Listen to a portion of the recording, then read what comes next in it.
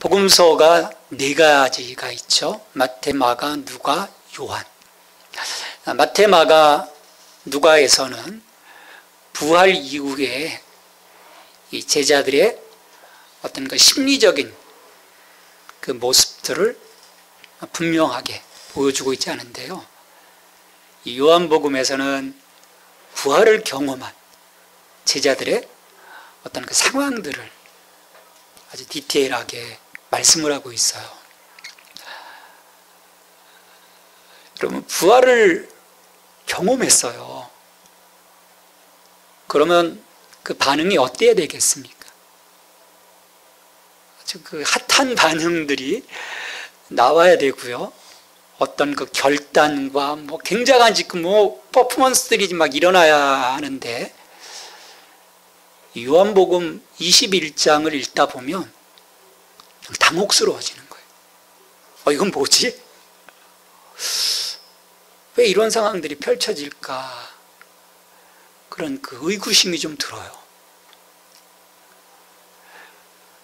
이 본문이 지금 의도하는 바가 뭘까? 여러분들 21장 읽으시면서 그런 마음이 좀 들어오지 않으셨나요?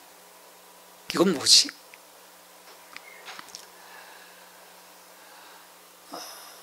자, 예루살렘에서 예수님의 그 십자가와 부활을 경험을 하고 제자들이 갈릴리로 갔어요.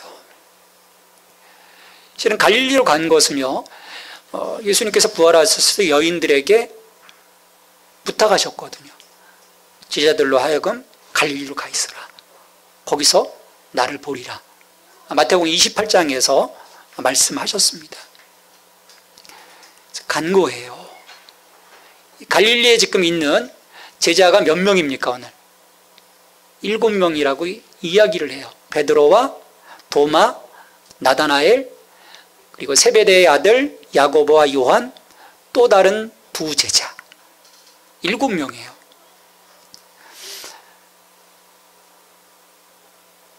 자, 예수님의 명을 받고 갈릴리로 갔다면 상상을 해보는 거죠. 지금 뭘 하고 있어야 됩니까, 제자들이? 서로를 좀 격려하고, 야, 우리 주님 부활하셨어? 격려하고, 또 세상 가운데 나가 선교의 증인으로 살도록 우리를 또 명하셨는데, 야, 우리가 어떻게 선교할 건가? 이 복음을 어떻게 전할 건가? 또 하나님 나라를 위해 기도하고, 또 예수님을 기다리라고 했으니까 부활하신 예수님을 정말 기도하면서 기다려야 되는 것 아니겠습니까? 그런데 제자들을 보면 목적도 없어 보여요. 지금 뭘 해야 될지, 또 예수님이 언제 오실지에 대한 기대조차 갖고 있지 않는 것처럼 보여요.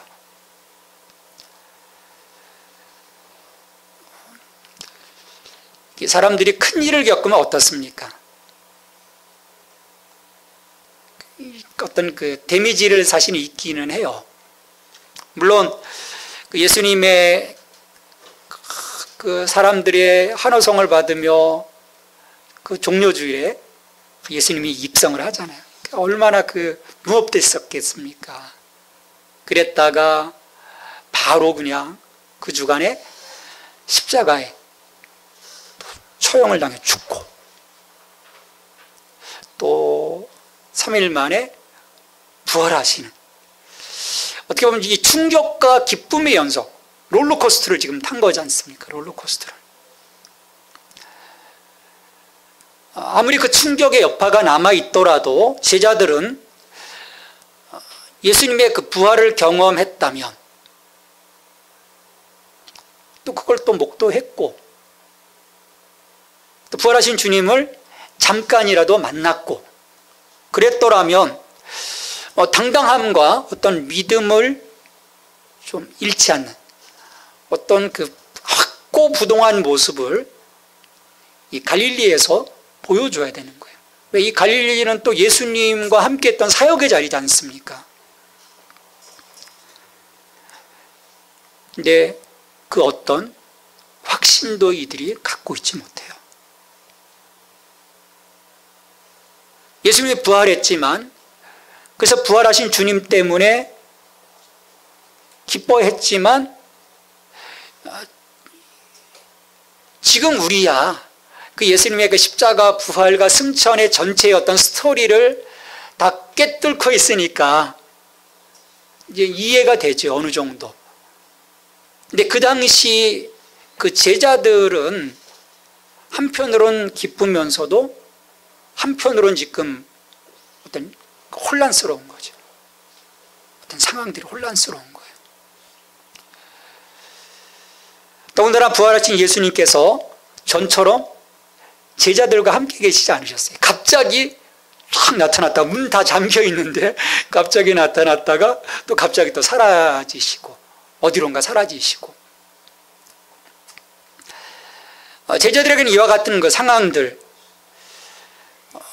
낯선 거였던 거예요.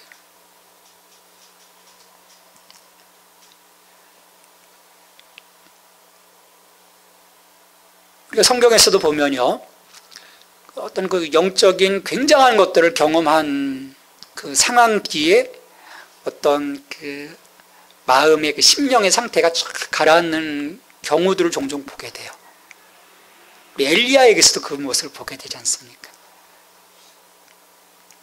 갈멜산에서 그 바알 선지자, 아세라 선지자 850명과 기도 대결을 하고 이기잖아요. 그래서 그 밑에, 그 갈멜산 밑에 그 강에 가서 850명의 거짓 선지자들 다 목을 베고 막 당당했던 엘리야가요, 갑자기 하나님 앞에 가가지고 나 죽여주세요 그러거든요. 우리가 영적인 것들을 경험하고 어떤 그 하나님의 그 역사심들을 경험한 이후에 우리가 굉장히 고양되어지고, 야, 우리의 어떤 비전들이 분명해지고, 그래서 정말 하나님 앞에서의 어떤 헌신과 결단들이 이어질 거라고 우리는 생각을 해요. 근데 그렇지 않더라고요. 그 시점에서 또 영적인 위기들이 있습니다. 영적인 어떤 심각한 그 갈등의 상황들이 펼쳐져요. 우리는 매 순간이요, 두렵고 떨림으로 우리의 구원을 이뤄가야 되는 이유가 거기에 있습니다. 난 괜찮아. 난 괜찮아. 난 잘할 수 있어. 자신할 수 없는 거예요. 이런 그 영적인 침체와 이 갈등 상황들 속에서 우리는 어떻게 이런 것들을 넘어설 수 있을까? 왜냐하면 넘어서야죠. 넘어서지 못하면 어떻게 되겠습니까? 한 발짝 나갈 수가 없는데. 답답한 분위기가 흐르는 그런 상황 속에서 지금 방향을 잃어버린 거예요. 뭘 해야 되나? 그런 상황 속에서 확실히 이 행동대장 베드로가, 야, 나 물고기 잡으러 가야 되겠다. 한번 상상을 해보십시오, 여러분. 지금 갈릴리에서 나를 기다려라. 나를 기다리라고 말씀하셨는데 내가 가서 너를 보리라, 너희를 보리라. 근데 베드로가 갑자기 물고기를 잡으러 간다고 얘기를 해요. 물론 뭐 어부 출신이니까.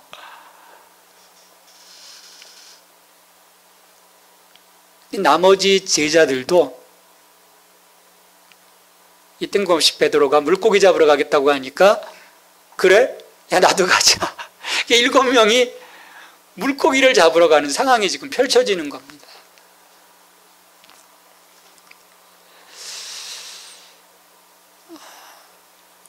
어떤 분들은, 대부분의 많은 사람들이요, 이런 제자들의 행동들을 뭐라고 할까요? 비신앙적인 태도라고 얘기를 하죠.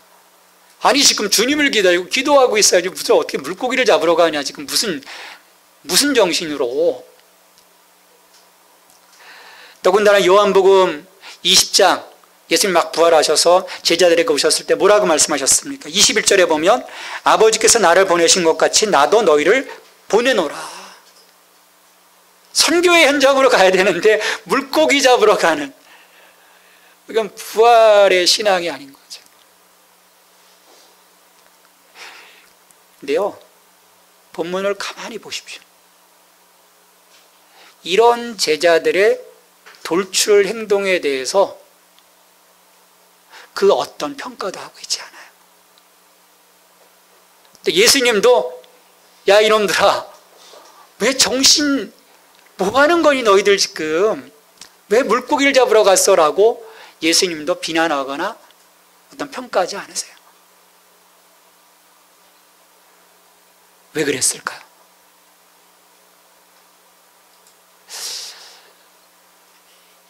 이런 모습들이요, 본래 우리들의 나약한 모습이고요. 그리고 하나님은 그런 시간들 속에서도 이 제자들의 그 마음을 새롭게 하실 계획들을 갖고 계셨기 때문입니다. 그러니까 우리가 주님 안에 있는 한 내 시간들, 나의 어떤 그 의미 없어 보이는 시간들조차도요, 하나님은 하나님의 그 선하신 계획들을 이루어 가시는 도구들로 사용하시는 거죠. 이 시간을 하나님이 어떻게 사용해 가시는지 우리가 이 본문을 잘 주목해 보면요, 오늘 우리의 삶에서도 많은 위로를 우리가 얻게 될 것입니다.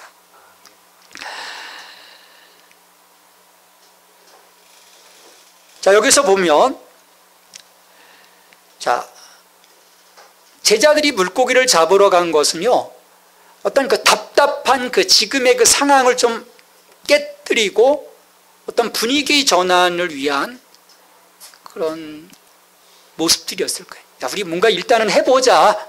하다 보면 힘도 나고 뭔가 어떤 상황들이 펼쳐지겠지. 우리 주님도 오시겠지.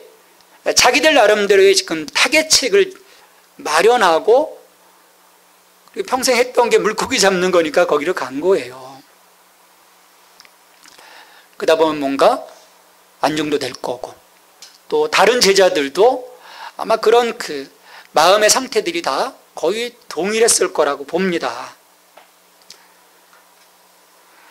근데 여기에서 이 7명의 제자들을 통해서 오늘 우리들의 신앙이 갖고 있는 문제를 우리는 볼 수 있게 돼요. 어떤 문제일까? 자, 내가 믿노라 하면서, 내가 받노라 하면서도 어떤 그 문제 앞에, 중대한 문제 앞에 봉착했을 때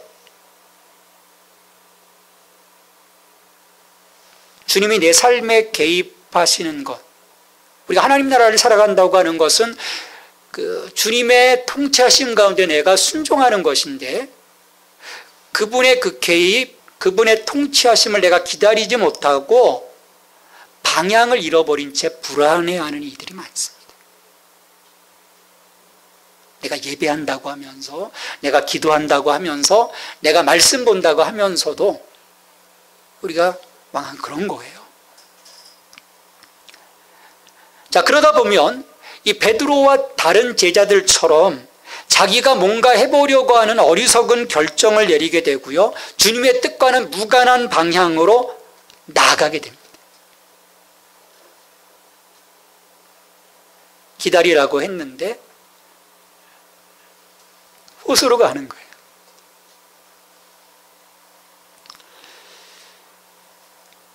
그로 인해 우리가 지칠 수밖에 없고요, 하나님 우리에게 주신 귀한 시간을 허비하게 되는 것입니다. 점점 더 우리의 의구심이 더 커가게 되는 거죠.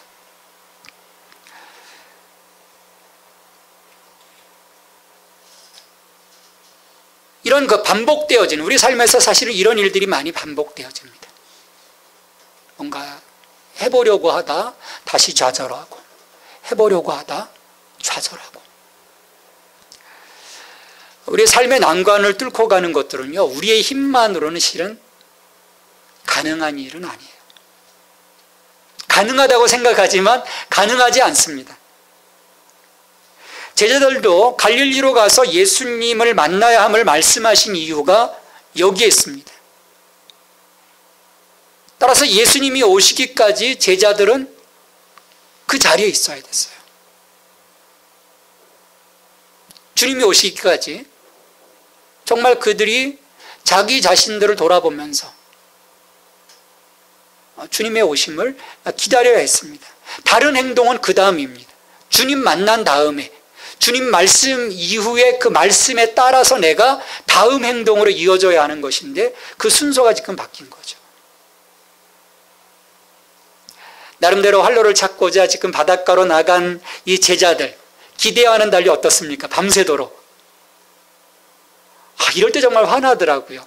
뭔가 해보려고 했는데 오히려 더 꼬이고 힘들고 지치는 그런 상황들을 우리는 많이 맞닥뜨리게 돼요.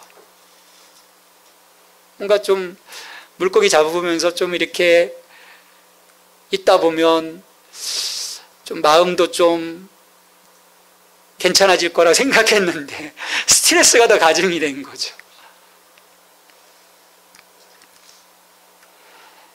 자, 이들의 자구책이 무력화되어 가고 있을 그 즈음에 예수님이 그 상황 속으로 개입해 들어오십니다. 오늘 본문을 보면 예수님은 바닷가에 서서 그 지금 밤새도록 물고기 잡으며 한 마리도 못 잡은 이 제자들을 긍휼의 눈으로 바라보시는 거죠. 물고기를 잡다 지친 제자들도 바닷가에서 자신들을 바라보는 한 사람을 발견을 합니다. 근데요, 제자들은요, 예수님을 알아보지 못해요.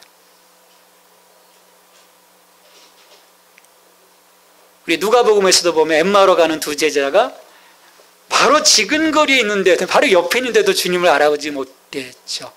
여긴 좀 멀긴 하지만 그래도 그들과 늘 함께했던 주님인데 한 사람을 바라보면서 그 실루엣을 보면서 주님임을 그들이 알아채지 못해요. 그런 제자들에게 주님이 물어보십니다. 얘들아, 너희에게 고기가 있느냐? 여러분, 이 말이 무슨 말씀이겠어요? 야, 고기 많이 잡았냐?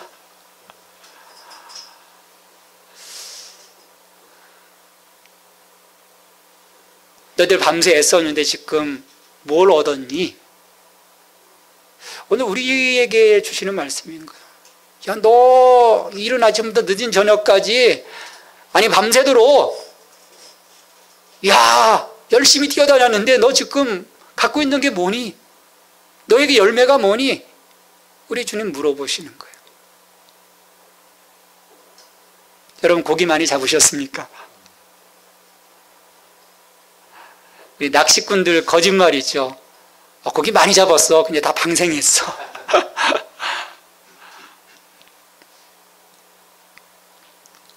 여러 가지 할 말도 많으셨을 텐데 왜 예수님은 너희에게 고기가 있느냐고 물어보셨을까요? 꾸짖거나 어떤 다른 상황보다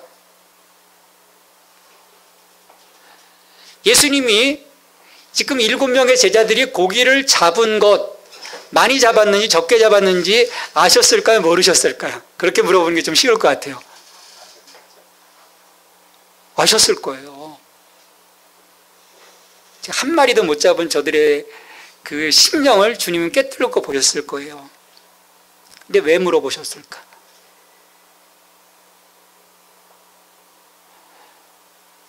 이게 상담에서도 굉장히 중요한 부분이에요.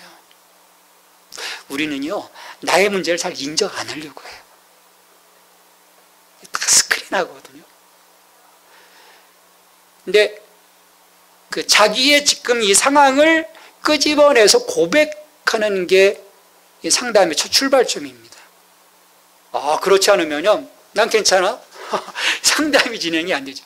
이 우리의 상처가 회복이 될 수가 없어요.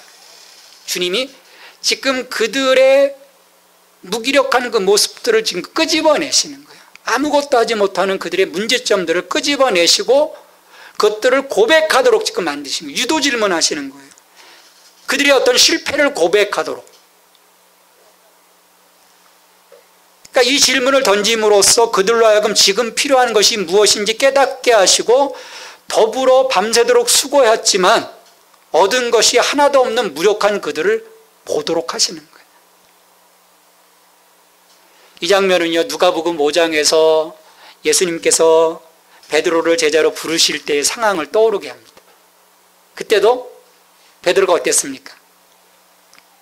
한 마리 잡지 못해 조업을 포기하고 그물을 씻고 있을 때, 그것도 아직 그 뱃속에 머물러 있는 것이 아니라 그물을 씻고 있을 때 찾아오셨거든요.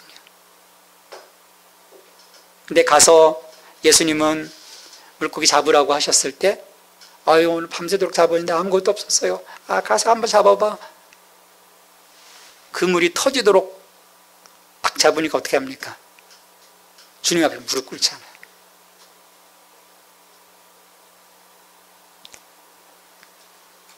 두려워하는 베드로에게 내가 너로 하여금 사람 낚는 어부가 되게 하시겠다 말씀하셨거든요. 그러니까 3년 전 베드로를 부르시던 그때와 지금 반복되는 상황인 거예요. 이런 상황을 통해서 예수님은 베드로와 하여금 자신의 사명이 무엇인지 직면케 하시는 겁니다. 여러분, 이 직면이라는 단어를 굉장히 중요하게 여기셔야 돼요. 내가요, 어떤 상황, 어떤 문제들을 넘어서지 못할 때요, 하나님은 그 상황을 계속 반복적으로 직면케 하세요. 사람과의 관계에서도 내가 그 관계를 넘어서지 못하면요, 그런 관계 계속 직면케 하시는 거죠. 그러니까 그걸 통해서 실은 나를 보게 하시는 거예요. 그 사람의 문제를 보도록 하시는 것이 아니라 내가 왜 이 상황들 속에서 계속 시험에 들고 엎어지게 되는지, 그 직면을 통해서 하나님은 우리를 이제 치료해 주시는 거죠. 회복시켜 주시는 거죠.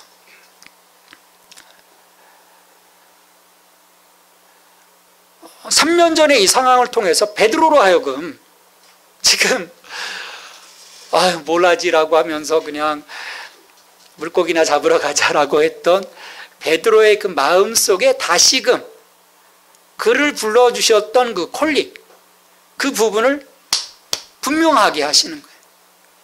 넌 지금 뭐를 해야 되겠니? 네가 해야 될 거는 뭐니? 그걸 지금 보여주시는 거예요.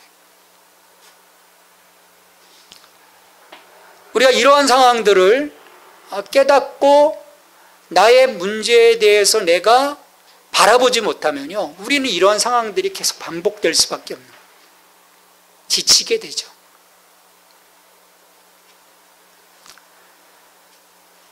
우리는 이것들을 넘어서야 합니다.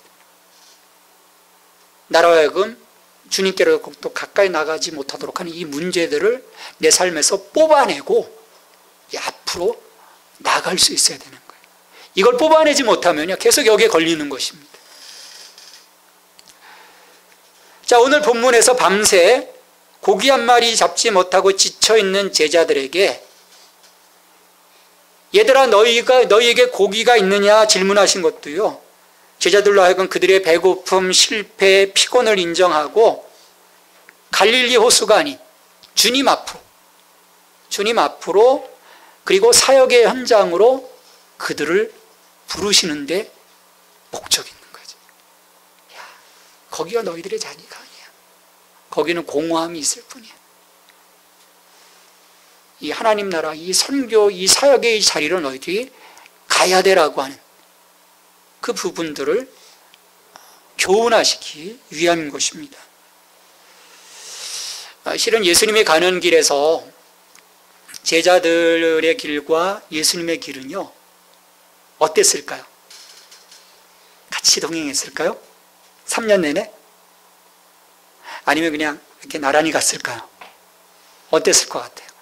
아니면 점점 벌어졌을까요? 점점 실은 벌어진 거예요. 주님은 꾸준하게 자신의 그 사역에 대해서 얘기하셨어요. 근데 보면 유다도 엉뚱한 데로 가고 다른 제자들도 엉뚱한 데로 가는 거예요. 다른 기대들을 갖습니다. 더 높아지고자 하고.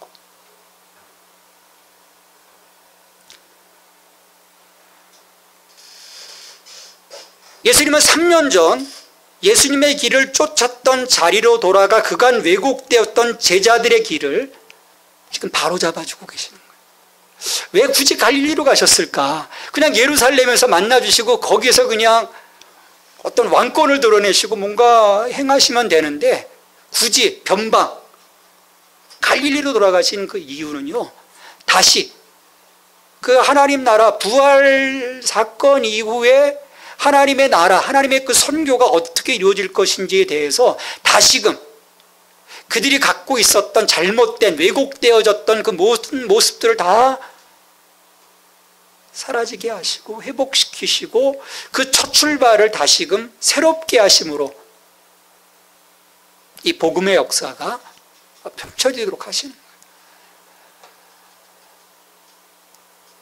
첫 단추를 다시금 꿰시는 거예요. 부활을 경험하면서 그 이전까지는 이 땅에서의 실질적인 왕에 대한, 그래서 로마로부터의 뭔가 그 억압으로부터 벗어나는 그 메시아, 칼을 든 메시아에 대한 그런 기대였지만 주님은 다시 부활 이후 그 3년 전 그들의 그 콜링의 자리, 그 갈릴리 호수 그 자리로 돌아가서 그들이 가야 할 길은 그것이 아님을, 그 왜곡된 길을 다시금 고쳐주시는 거예요. 여러분, 우리에게 이런 시간이 필요해요. 사람들이요, 이 고집이 대단합니다. 어떠신가요? 다들 한 고집 하시나요? 자기가 형성된 것, 자기의 생각 잘 고치지 않아요. 하나님을 능가합니다. 그래서는요, 우리의 신앙을 바로 세워갈 수가 없어요. 하나님의 뜻을 이루어갈 수 없습니다. 하나님의 나라의 삶을 실은 살아갈 수 없죠. 자기 왕국을 살아가는 거예요. 자기 왕국을 살아가면서도 그것이 하나님의 왕국, 마실레야 데우라고 생각하고 살아가는 거예요. 무서운 겁니다. 주님은 그걸 다 갈아엎으시는 거예요. 새롭게 하시는 거죠. 자, 예수님이 얘들아, 너에게 고기가 있느냐? 이 질문을 던지자 제자들은 실망으로 가득 찬 대답을 합니다. 한 마리도 없습니다. 전직 어부 5사람이 있는데 한 마리도 없어요. 낙담하고 지쳐있는 제자들에게 다시금 예수님이 말씀하시죠. 그물을 배 오른편에 던지라. 그리하면 잡으리라. 여러분, 여기에서 오른편이 특별한 것일까요?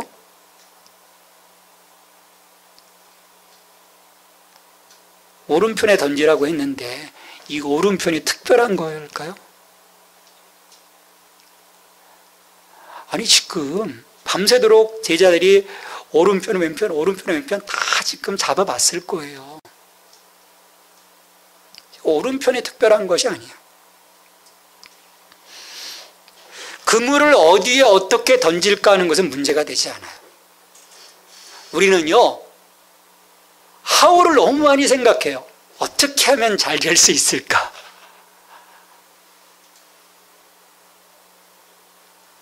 그건 의미가 없습니다. 주님이요, 만약 그물을 왼편에 던지라 하면 거기에서도 놀라운 일이 벌어졌을 거예요. 하나님의 기적은 배 한 폭의 차이에서 4개 일어날 수도 있고 일어나지 않을 수도 있는 거예요. 배 한 폭이에요. 여기. 이 양 사이드, 이 사이드를 두고 4개 일어날 수도 있고 일어나지 않을 수도 있는 거예요. 아주 큰 차이가 아닙니다. 배 한 폭의 차이예요. 여기서 지금 뭐 큰 항공모함 아니거든요. 나룻배예요.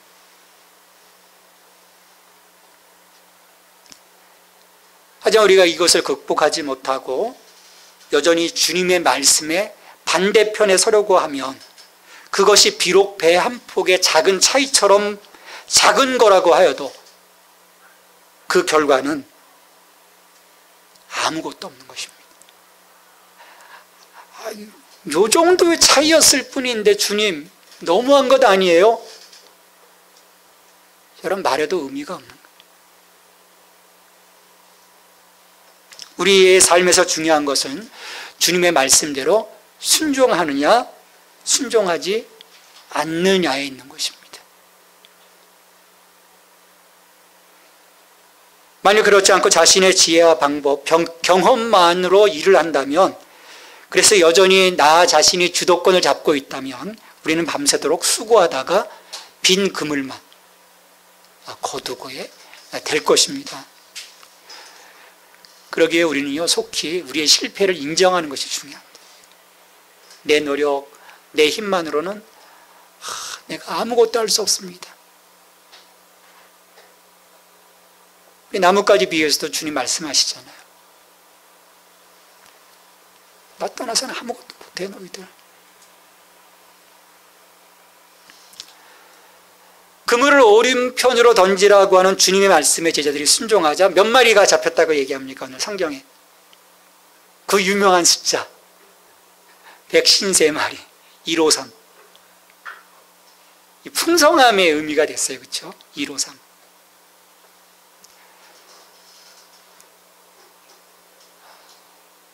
주님 말씀에 그들이 단지 순종했을 뿐인데 밤새도록 오른편 왼편 얼마나 행동했겠습니까?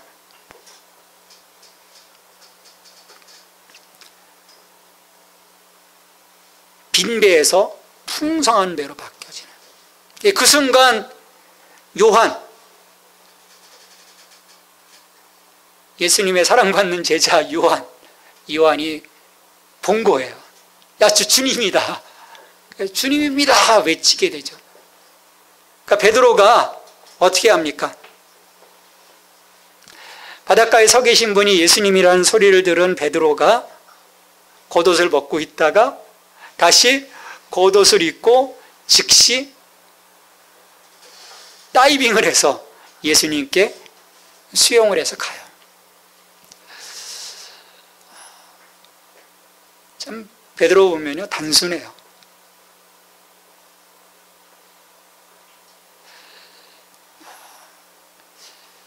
부활하신 주님을 잠깐 배웠지만 이제 시간이 지나면서 부활하신 주님을 생각할 때 베드로에게 어떤 마음이 있었을까요, 여러분? 미안한 마음이 있는 거예요. 어떤 미안한 마음이죠? 난 절대 저 인간들 다 배신하고 도망가도 저는 절대로 주님 배신하지 않을 겁니다라고 했는데 뭐 여종들 뭐 이렇게 하인들 이렇게 할 때 예수님을 비난했잖아요. 그것도 아주 극렬하게 비난했거든요. 나 아니다. 나 저 사람과 상관없다. 얼마나 미안한 마음이 있었겠습니까?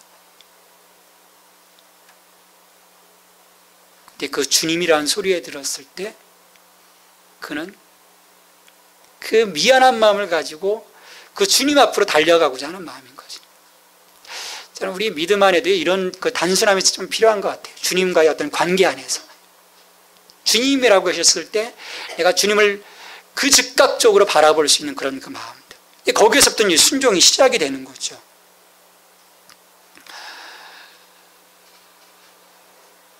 우리의 삶의 해결점의 그 출발점은요, 우리가 주님을 발견하는 것입니다.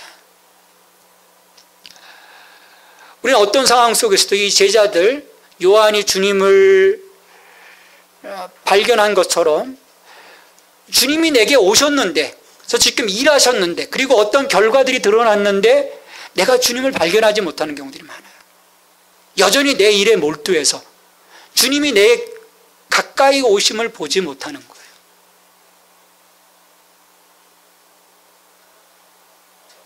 그냥 스쳐 지나가는 것입니다.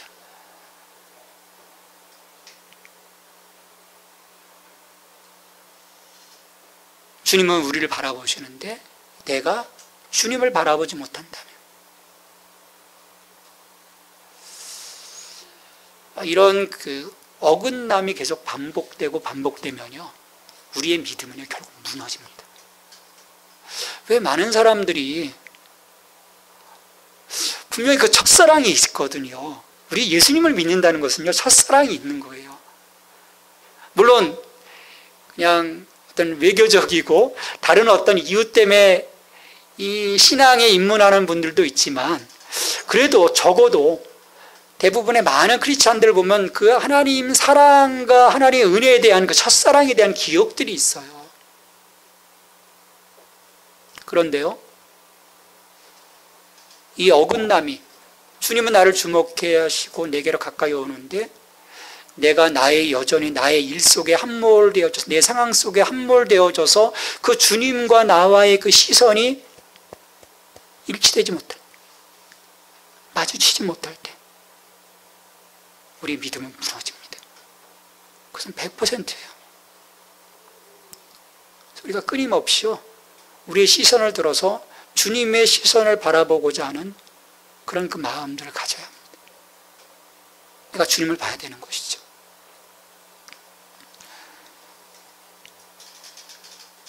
자, 베드로가 물속으로 주님을 발견하고 물속으로 뛰어들어오고 또 다른 제자들도 주님에 대한 어떤 민망한 마음들을 갖고 있는 거죠. 이게 실은 주님 오셨을 때 성경에 보면 뭐 사과하고 잘못된 그런 거 없었거든요. 평화를 비노라. 주님만 그냥 지금 얼떨결에 다 이렇게 바라보고 가신 주님, 다시 이 상황 속에서 만나기 직전까지 그 며칠간의 시간들 통해서 그들의 그 심적인 변화들, 그런 것들이 굉장히 요동쳤을 거예요. 어떻게 보면 예수님에 대한 민망함, 자신들에 대한 실망감, 이러한 그 감정들이 복잡하게 지금 그 마음을 흐트러 놓는 거죠. 근데 그런 제자들에게 예수님이 찾아오셨고 자신을 나타내 보이신 거예요.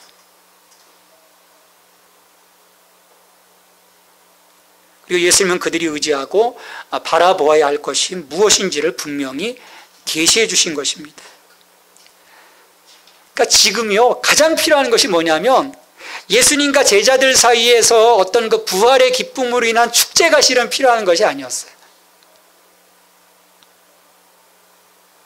정말 필요했던 것은 예수님의 그 십자가를 뒤따르지 못하고 뿔뿔이 흩어졌던 제자들의 그 마음을 회복시키시는 거예요. 만져주시는 거예요. 치유가 일어나는 거예요. 우리 안에요, 이런 회복의 시간들이 필요합니다. 엘리야가 로뎀나무 아래서 그 천사가 하나님 나 죽여주세요, 널브러져 있을 때 몇 날 며칠 물도 갖다 주고 먹을 것도 갖다 주고 잠도 자게 하고 회복이 되잖아요. 주님 안에서의 회복, 이 시간이 필요한 거예요. 그 치유의 목적을 위해 예수님은 방황하고 있는 제자들을 찾아오신 것입니다. 그들에게 마음을 열어주시는 거죠.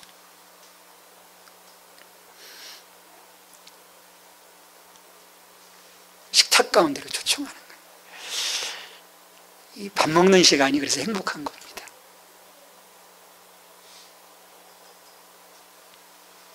그 초대교회는요, 먹는 게 굉장히 중요했어요.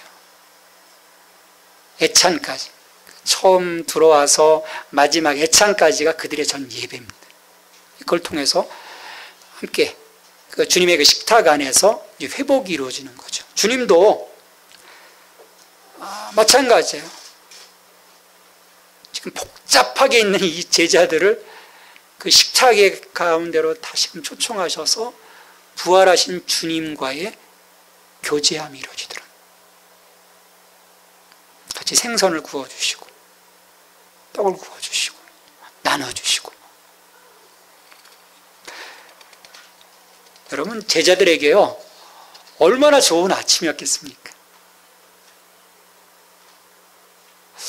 오늘 우리의 삶 가운데 오셔서 이렇게 베풀어 주시고 우리가 교제해 주시는 그 주님 안에 있을 때요, 우리 안에 새로운 마음들이 이루어지는 것입니다. 이런 위로가 우리에게 실은 필요해요. 내가 주님을 만나고 주님이 자기를 내어주시고 그 주님으로 내가 채워지고 이를 통해서 제자들은 다시금 하나님 나라의 헌신에 대한 그런 부분들을 회복하게 되죠. 마음을 만져주시는 거예요. 그래서 이후에 보면 15절, 이 14절 이후에 보면 베드로의 마음을 직접적으로 만져주시잖아요. 네가 나를 사랑하느냐? 네가 나를 사랑하느냐? 네가 나를 사랑하느냐? 참 예수님이 짓궂으세요. 3번 똑같이 물어보시는 거예요. 3번 부인했거든요.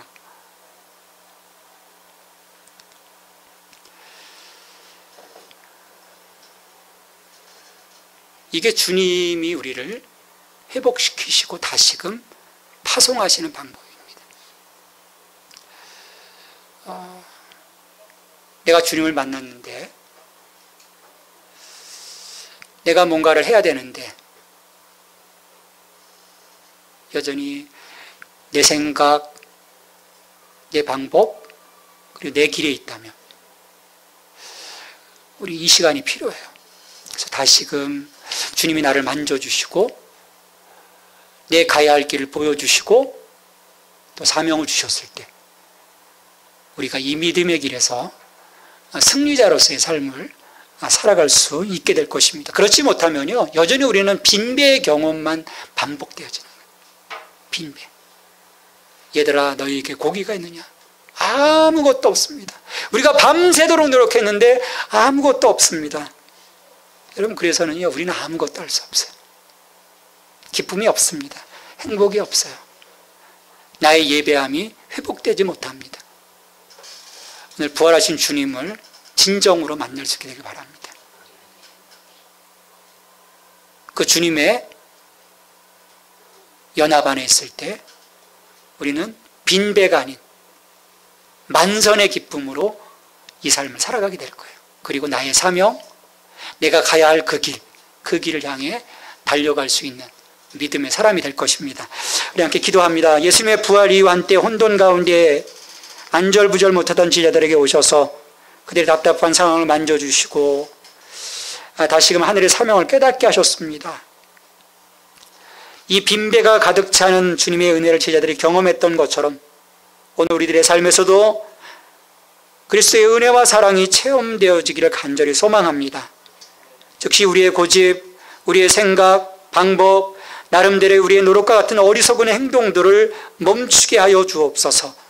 우리를 직면케 하시는 하나님의 의도하심 가운데 자기를 부인하고 오직 주님의 음성을 듣고 즉각적인 반응을 보인 베드로처럼 주님을 향한 열망과 열정이 있게 하여 주시옵소서. 이 시간들을 통해서 저희가 하나님의 나라의 사명을 깨닫게 하시고 그 사명에 충실한 저희들의 삶으로 세워주시옵소서. 부활하신 예수 그리스도의 이름으로 간절히 기도하옵나이다. 아멘.